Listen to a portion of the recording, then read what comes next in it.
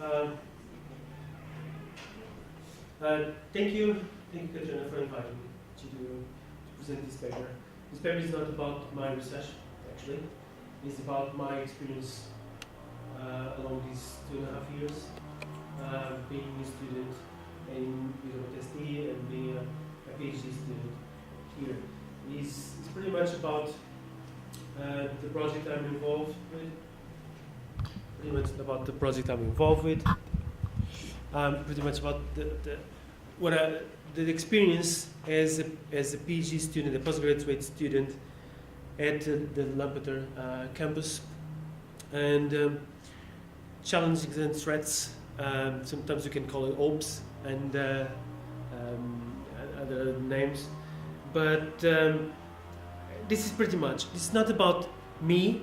It's about the multidisciplinary, the interdisciplinary, and the project itself, and how make us actually grow in terms of academia, in terms of even as a person. So, and that's why I choose this title, because after all, at the end of our PhD, when we finish, because we believe we'll finish, it's going to be a book, but it's also the experience that we gain through all this process of 3 years or more years.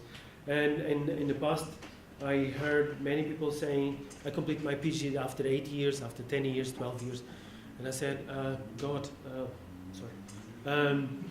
Oh, is that possible? But actually, it requires a huge effort, and it's really demanding on this, especially if you're married, if you have a son, if you move your country, if you are engaged with completely different cultural and environment.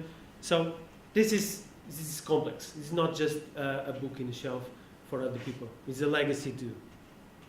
So at the beginning, this is a bit wow. At the beginning, what is actually research? Research is a definition in Google, Mr. Google, we'll ask Mr. Google, and give us immediately many definitions. And what is actually for us, and this is not pretend to be a philosophical talk, because I'm not a philosopher at all, I'm very pragmatic, but it's a definition. But what is the actual definition for us about our PhD? Which is, does it actually engage all these words here for us in the perspective? This is right. Is this correct for us? Is this what defines the research for us? Is this what we do on a PhD? I don't think so. What I think so is the light at the end of the tunnel after going through a very long journey. And that's I accidentally found this picture. I didn't know it's in Dublin, Catriona, but it's amazing. I need to go there. Oh yes. Yeah. And what defines research for me is this area here. It's not enlightenment, but it's the light at the end of the tunnel. And that we make us grow, make us as a person, make us be a part of the academic community. And it's above all an experience for life that we can share with our grandsons and grandchildren, and can share to other people and be engaged, deeply engaged with this. So within this idea, I'm going to share my experience so far.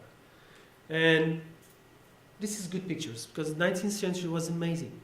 Actually, it's the foundation for our science, it's the modern science.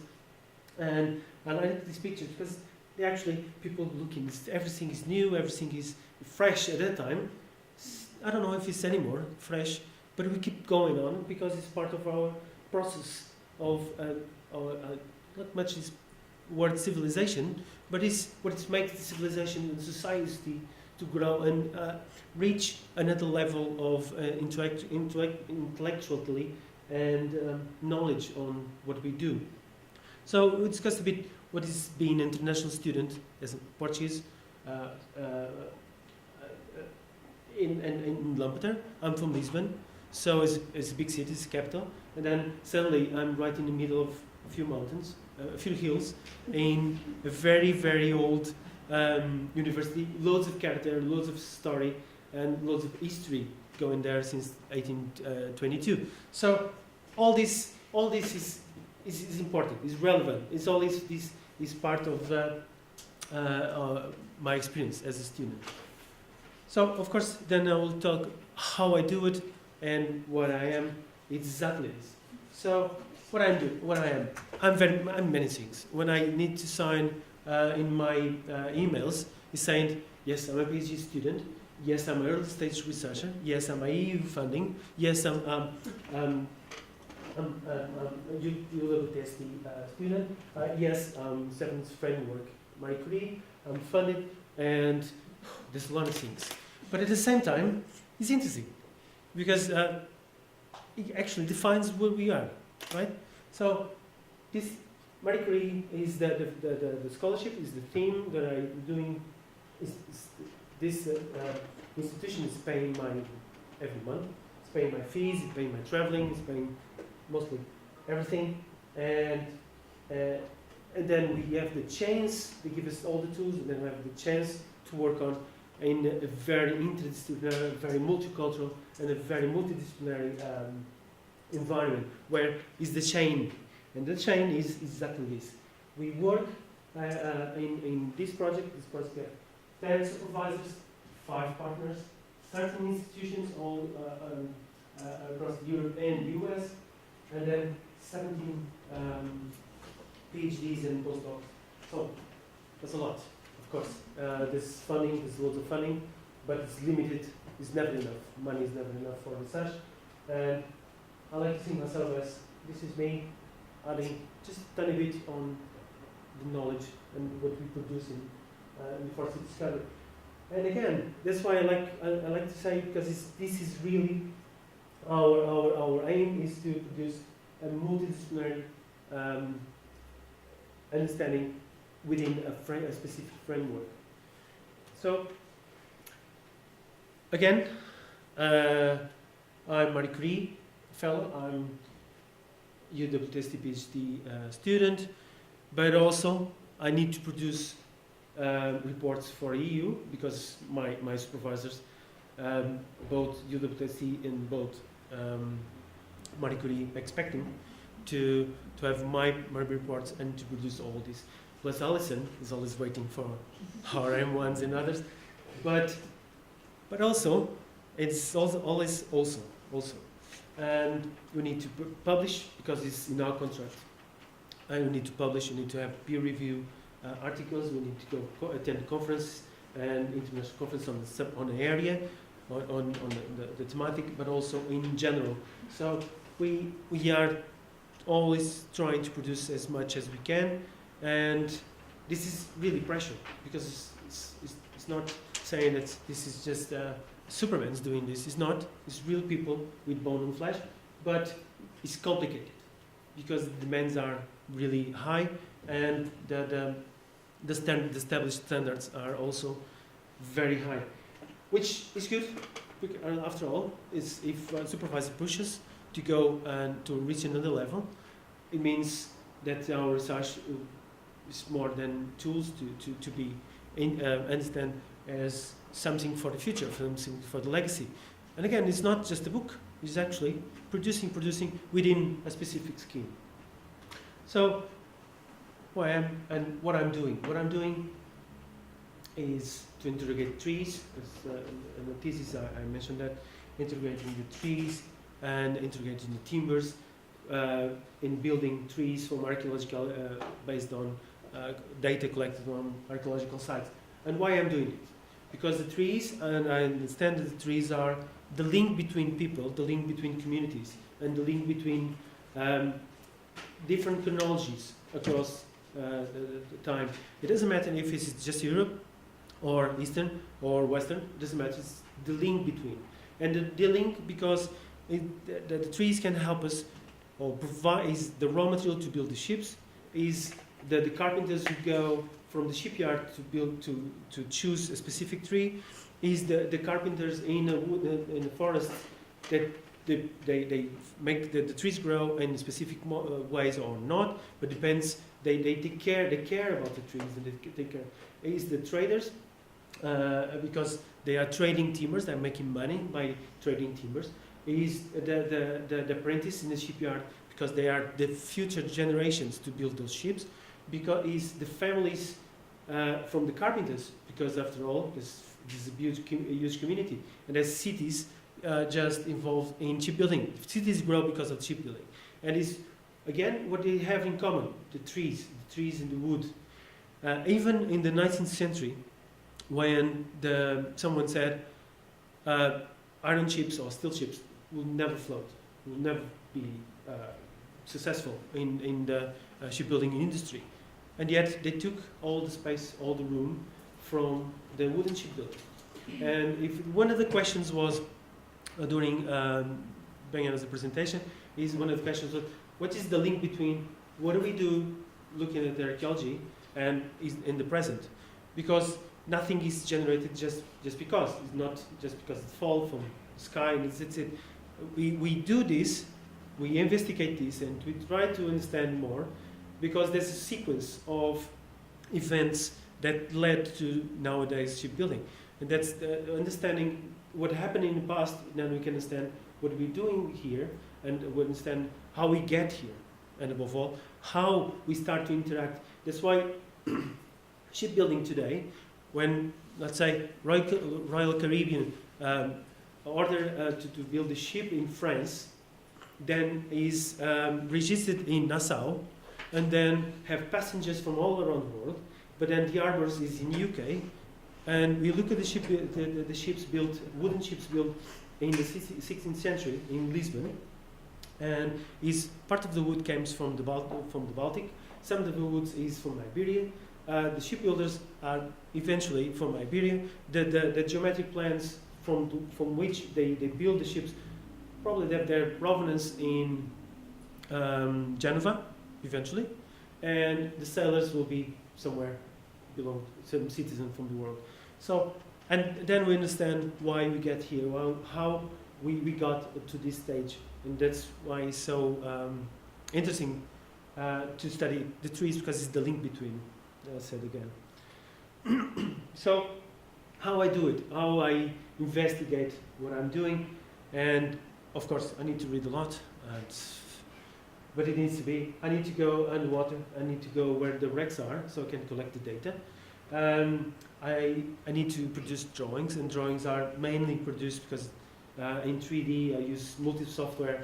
I force myself to learn 3-4 softwares in 3D, so I can understand which one is not to be an expert just in Rhinoceros 3D or Maya 3D, is being an expert in finding tools. And that is the tools, doesn't matter if it's 3D or not, because when you are investigating or developing your PhD, you will find the tools. Doesn't matter if it's 3D or not, the tools can be this library, this can be that archive, they can be engineering, whatever tool. And the tools I use is 3D, and because is the ones who provide me enough consistency in terms of usage as the tool. So I don't know if you can see there, but that's between the field work, and the field work sometimes is just drawing and drawing lines in 3D. Sometimes it's go diving, and sometimes it's just attending a conference where actually we learn a lot. And well, since I'm in First Discovery, Marie Curie project, fortunately I get paid to go there, and then we go there. So what happens is, suddenly, in these 2 years I've visited 12 countries, 2 continents, and you must say, it's so lucky. Yes, but also there's a lot of effort on that. There's a lot of work on that, because it's not just going on a conference, it's preparing the paper. The paper probably will be a peer review, so it needs to be a very good paper, and the field work. I'm diving as a commercial diver, so a professional diver. I need to dive according to the parameters of the established agency diving. So I need to prepare myself as a diver. So I need to prepare myself in presentation skills, and of course I need to do research, conduct research, because research is the main core of your PhD. Is adding another level, another step on the knowledge. That's the circle of knowledge, and then we add just a tiny bit, but this is our bit. It's what this the legacy of each PhD, and again, that's why I choose this title. It's not just a book; it's all this experience that you can tell to other students or to your grandchildren. Is about that. So, and this is why what I understand about the PhD. And I said PhD since 2014. Yeah, it's about 20. Yeah, I'm since 1975, but my PhD is from 2014. But it's step by step, like a children, like a kid starting to walk, and at the end, eventually, you got a very nice book, and loads of his experience that you can tell people, you can share. Eventually, you got a nice job. Eventually, we all, of course, aim for that, and that is exactly what I'm always thinking: living the present, thinking the future.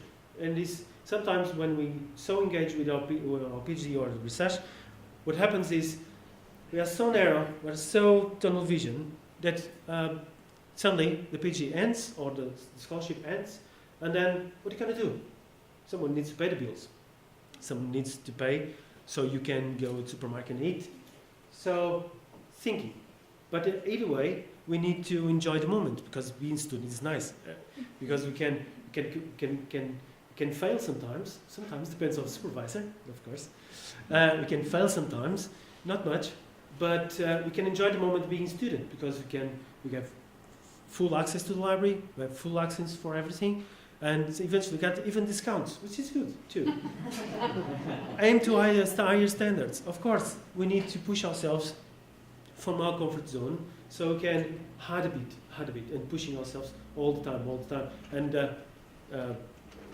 many of the students in Lampeter always listen to me. Yeah, we need to think in the future, because the future is you are working today for the future, and that's living the present, thinking the future. Believe in your research. Sometimes we reach a moment, and I reached already that moment 1 year ago, and then fortunately it's went off.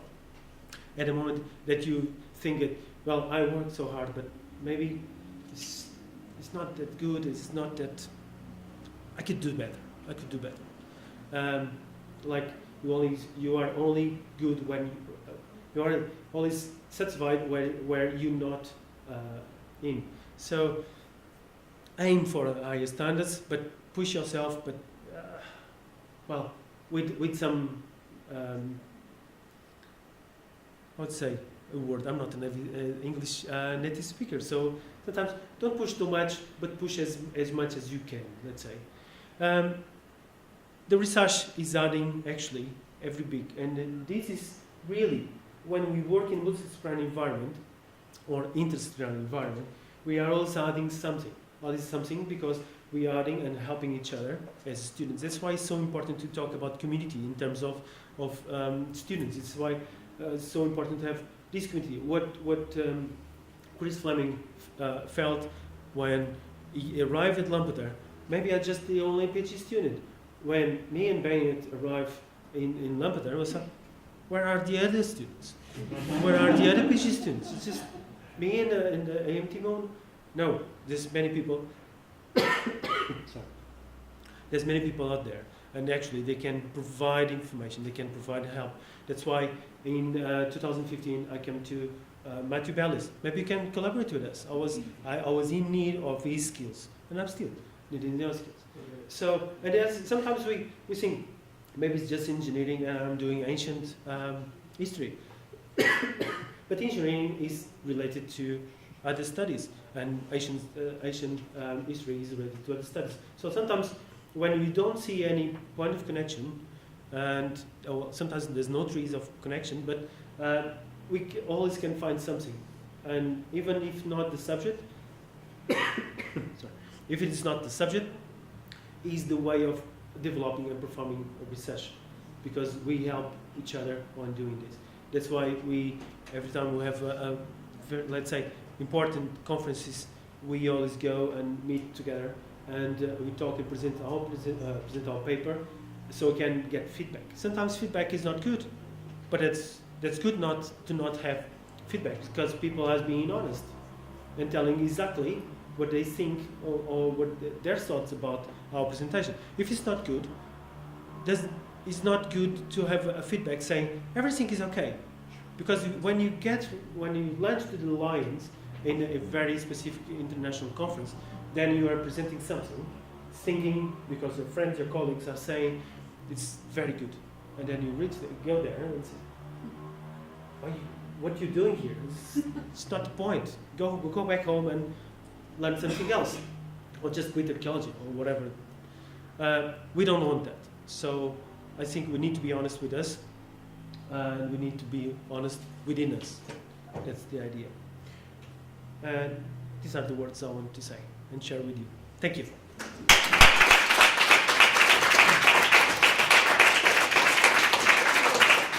Thank you, Miguel. Does anybody have any questions for Miguel?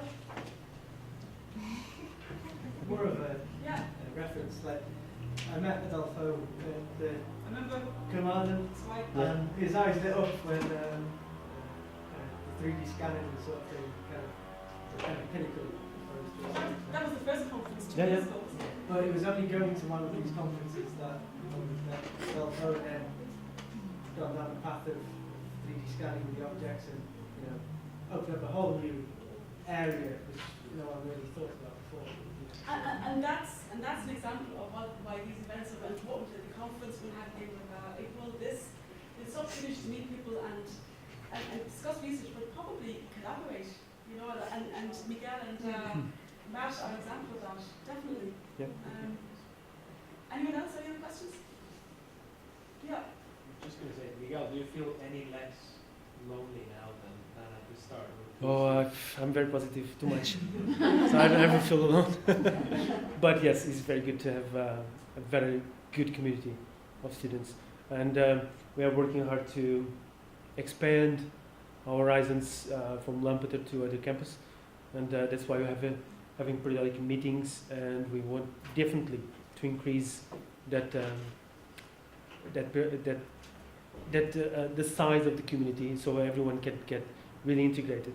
In particular, the distance students, because actually I believe they feel really alone in this journey. Okay, that's awesome. Thanks very much. Yeah. I just wondered what it was that you said you hit a sort of a low point. Yeah. And what was it that brought you out of that? What was your mindset to help you carry on rather than give up? Yeah, I believe at some point we all, as students, understand that our supervisors are very demanding. At some point we'll feel, or we'll feel this. And sometimes it looks that no matter what we produce is never enough. But that is also supervising pushing us up for the next level. And sometimes because that day we are not in the mood. It happens. Every day is different from the other one. And when I started to realize that at the end of 2 months fieldwork, diving, changing house, changing home, family coming to UK, preparing project manager in another month field work, and then all the stress come up and it push you down, actually, just pull you down.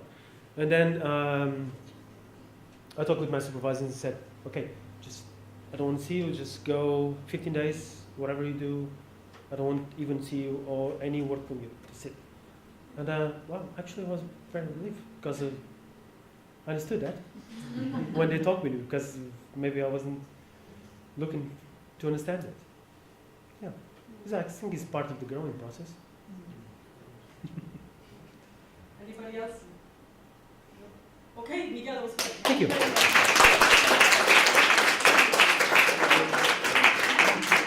going to take a 2 minutes break, and then I'm going to talk about what we're going to do over the next few months.